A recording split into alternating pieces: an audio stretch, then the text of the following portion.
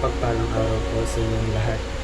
Ako po si Brian P. Mendoza at ito po ang aking daily devotion ngayong linggo, August 4, 2024.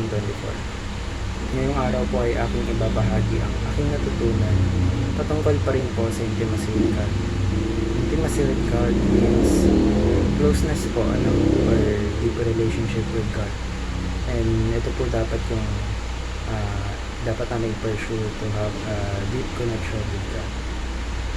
Ito po ang huling part na natutunan ko about intimacy with God, and ang Bible verse po natin ngayon ay ang Mark chapter 2 verse 17. On hearing this, Jesus said to them, "It is not the healthy who need a doctor, but the sick. I have not come to call the righteous, but sinners." Sa Tagalog po, narinig ito ni Jesus kaya siya ang sumagot. Hindi nangangailangan ng manggagamot ang walang sakit, hindi ang may sakit. Naparito ako upang tawagin ang mga makasalanan, hindi ang mga matuwid. Sabi po rito, Jesus can only be intimate with those who know that they are sinners. Those who understand na makasalanan sila. Bakit?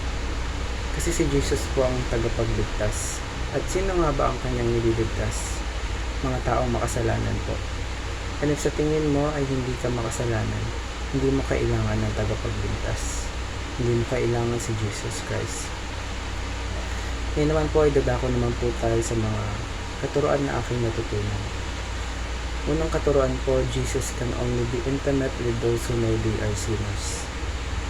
Kaya po nasabi ko kanina, if you don't accept that you are a sinner, you cannot be intimate with God.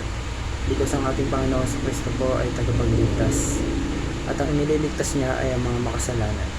At kapag sa tingin mo ay wala kang kasalanan, hindi ka maliligtas. Gaya nga po ng sabi sa ating Bible verse for today, hindi nangangailangan ng manggagamot ang walang sakit, kundi ang may sakit. Kalawang katuruan po, self-righteousness is the main hindrance to intimacy with Christ. Kapag banal o matuwid ang tingin mo sa iyong sarili, you do not need Jesus Christ. Cannot be intimate with Christ kapag ganoon ang tingin mo sa sarili mo. Ngayon nga po nang sabi ni Jesus Christ sa Bible verse natin, naparito ako upang tawagin ang mga makasalanan, hindi ang mga matuwid. Ikatlong katuruan po, the cry of repentance is more intimate than the praise of the righteous.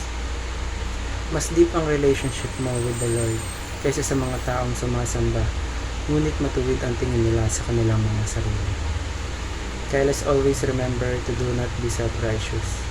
Huwag natin tignan ang ating mga sarili sa mga higit o mas higit o mas holy dahil nagsisimba tayo.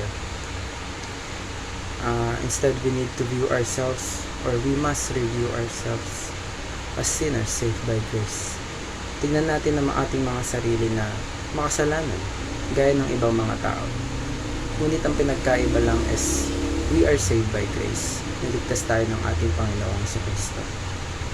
And lastly is to never stop approaching God, no matter how grave our sins are. Hindi po sabihin na makasalanan tayo ay wala na tayong karapatang lumapit sa Panginoon. Minsan kasi ganun yung thinking ng tao, na kapag makasalanan ka, wala ka ng karapatang lumapit pa sa Panginoon sa Kristo. Remember po na ang ating Panginoong Jesus ay ang tagapagligtas ng mga makasalanan. I hope na palapit po tayo sa ating Panginoong sa Kristo.